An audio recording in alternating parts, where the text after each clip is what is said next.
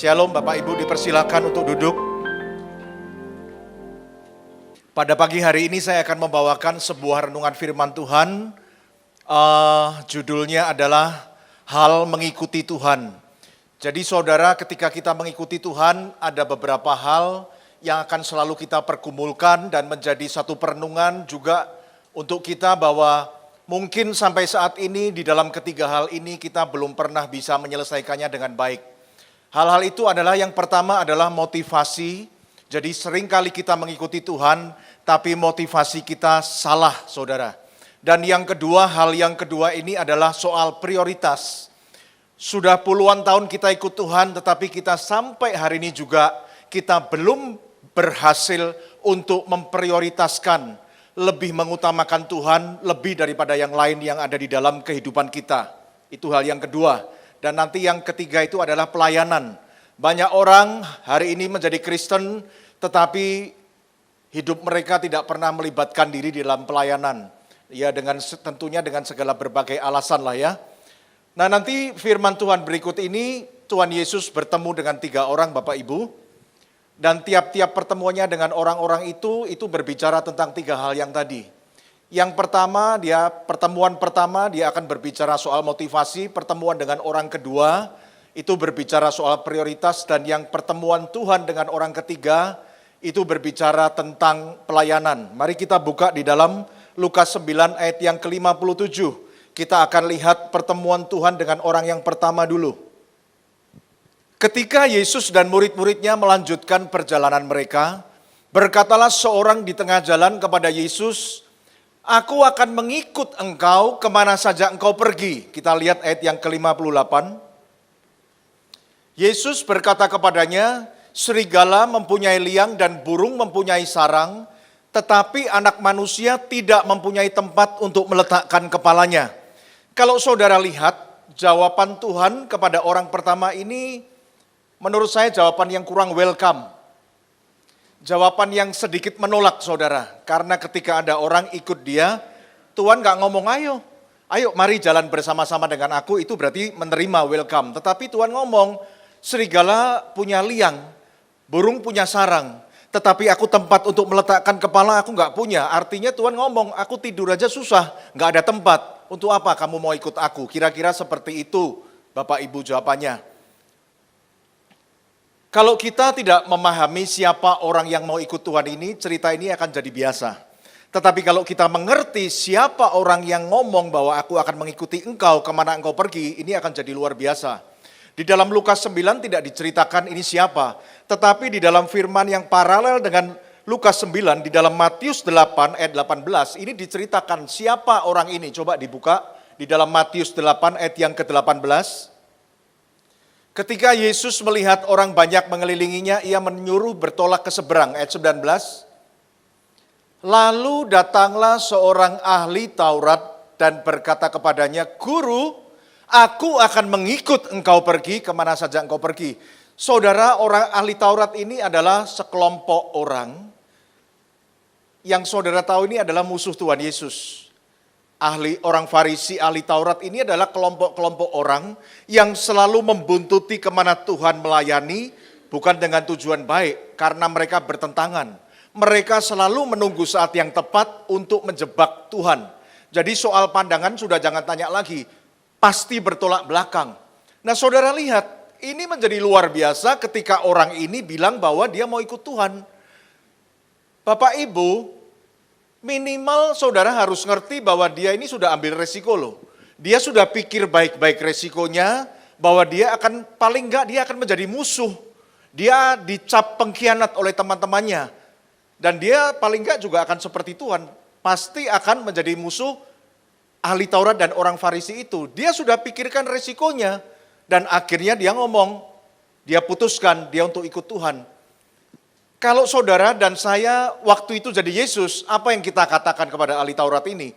Kita akan senang loh Bapak Ibu bahwa orang yang selama ini jadi musuh kita, bertentangan dengan kita, kok ya mau-maunya.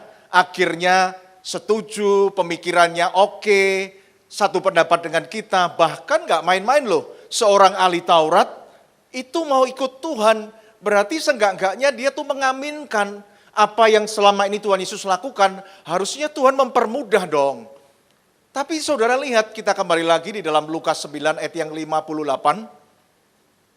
Yesus berkata kepadanya, ini tadi saudara, serigala punya liang dan burung punya sarang, tetapi anak manusia tidak punya tempat untuk meletakkan kepalanya. Ini seperti penolakan Bapak Ibu. Dan hari ini saya mau share kepada Bapak Ibu kenapa jawaban Tuhan ini nggak ramah kepada ahli Taurat yang ya kira-kira sudah bertobat lah mau ikut Tuhan.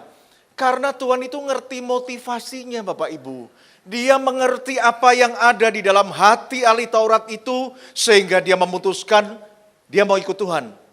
Bapak Ibu, rupanya ahli Taurat ini di dalam waktu kurang lebih hampir 3 tahun ketika dia membuntuti Tuhan, dia juga otomatis melihat apa yang Tuhan sudah kerjakan, semua mujizat yang Tuhan sudah kerjakan, dari dia membangkitkan orang mati, membuat ya macam-macam lah saudara, menyembuhkan orang, mengusir setan, itu dia lihat semua saudara. Jadi akhirnya dia mungkin ya nggak tercatat di sini, dia mungkin berkata dalam hati seperti ini, waduh orang ini orang hebat nih, orang mati aja dibangkitkan, setan aja diusir. Pasti kalau soal berkat-berkat juga nggak susah lah. Pasti dia sanggup memberikan kekayaan, kemakmuran, berkat, kesehatan, kelimpahan. Nah akhirnya saudara, akhirnya dia memikirkan dan dia berani ambil resiko, dia berani bayar harga untuk dia dimusuhi oleh teman-temannya, dia ngomong aku ikut Tuhan. Nah Tuhan menolak, rupanya karena ini loh Bapak Ibu, karena motivasi ahli Taurat ini nggak benar untuk ikut Tuhan. Bahwa dia mau ikut Tuhan itu bukan karena dia mau mengasihi Tuhan, tetapi karena dia melihat mujizat-mujizat yang Tuhan sudah pernah perbuat dan dia lihat. Nah Bapak Ibu, manusia itu begitu. Ketika manusia itu menyembah sesuatu, saya bisa pastikan bahwa motivasinya adalah dia harus mendapatkan sesuatu dari apa yang dia sembah. Dia harus mendapatkan keuntungan. Saudara lihat kalau orang datang ke kuburan, bawa rokok, bawa sesajen, tujuannya apa saudara? Tujuannya apa Pak William? Diberkati, ya toh? Disembuhkan dari penyakit, mungkin kalau anak muda supaya ringan jodoh, kan seperti itu. Ini orang kalau datang ke kuburan loh Bapak Ibu. Kalau kita lihat di beberapa daerah, orang datang ke pohon-pohon keramat, kita tanya, Pak, kenapa Bapak datang ke sini? Bawa sesajen tuh, kemenyan semua komplit tuh.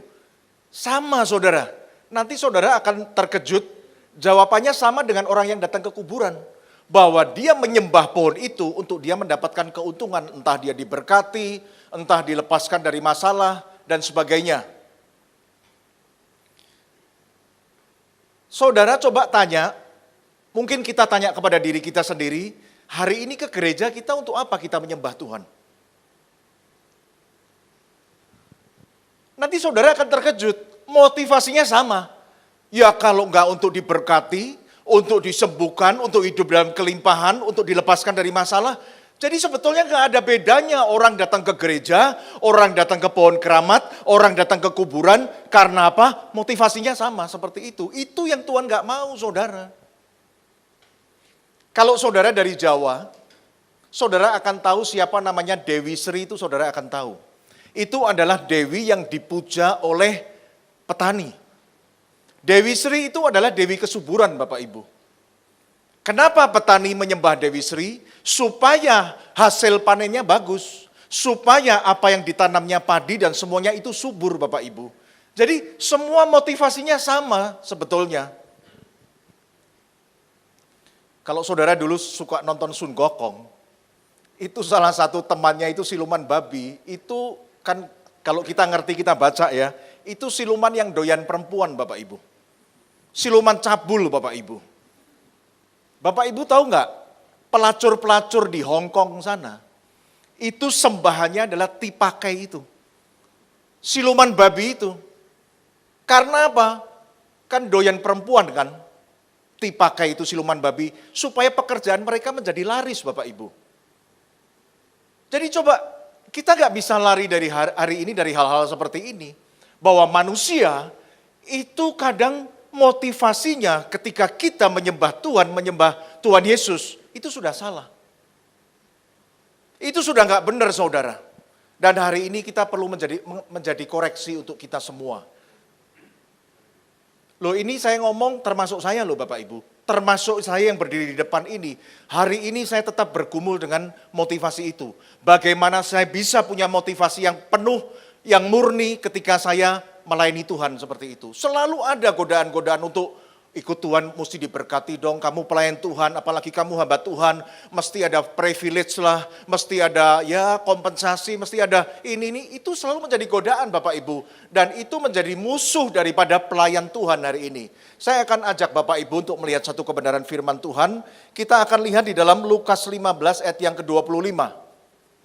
Ini tentang si bungsu dan si sulung, tapi saya akan bahas si sulung. Nanti dari firman ini Bapak Ibu akan ngerti, terutama pelayan Tuhan di tempat ini hari ini, betapa motivasi kita ternyata ikut Tuhan itu nggak murni. Nanti ketahuan kok, ada alat ukurnya bagaimana ketahuan semua.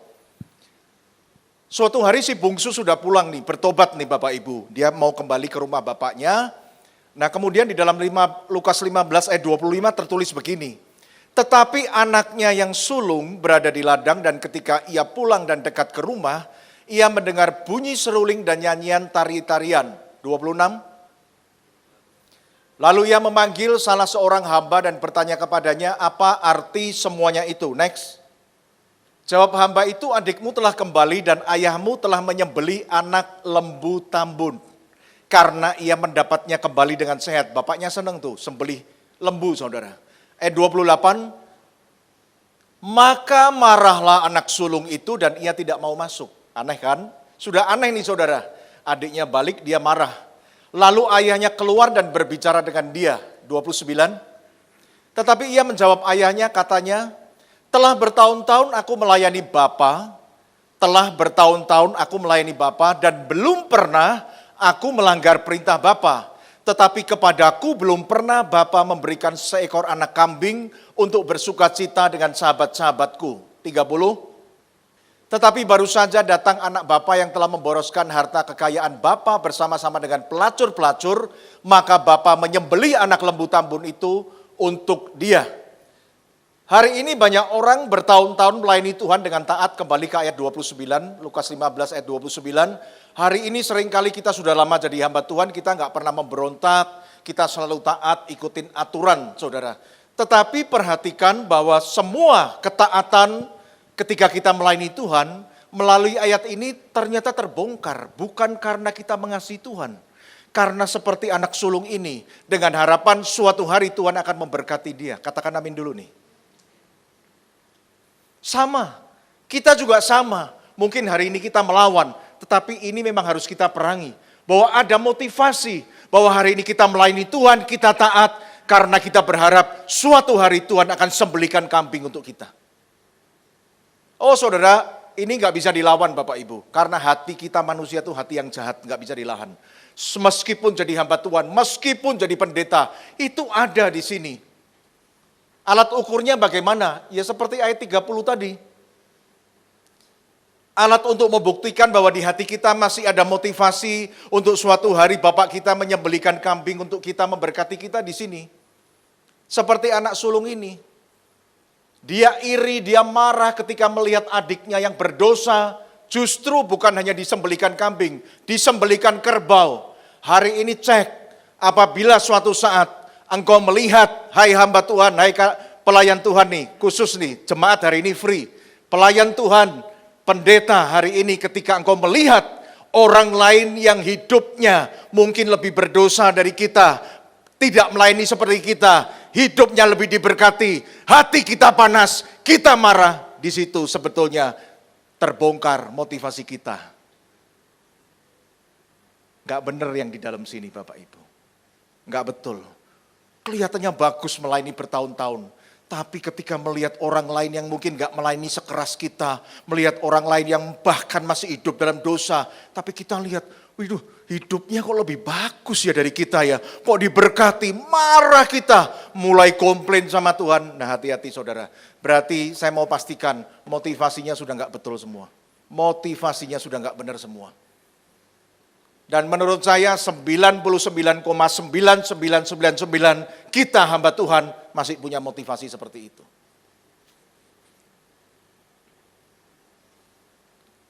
Inilah hal pertama Bapak Ibu yang kadang kita harus bertempur, melawan sampai hari ini dan pagi hari ini perlu kita renungkan hal yang pertama ini. Motivasi kita mengikuti Tuhan seperti apa. Hanya kita sendiri yang tahu. Itu hal yang pertama. Hal yang kedua yang perlu kita renungkan adalah prioritas. Kita akan lihat melalui pertemuan Tuhan Yesus dengan orang kedua.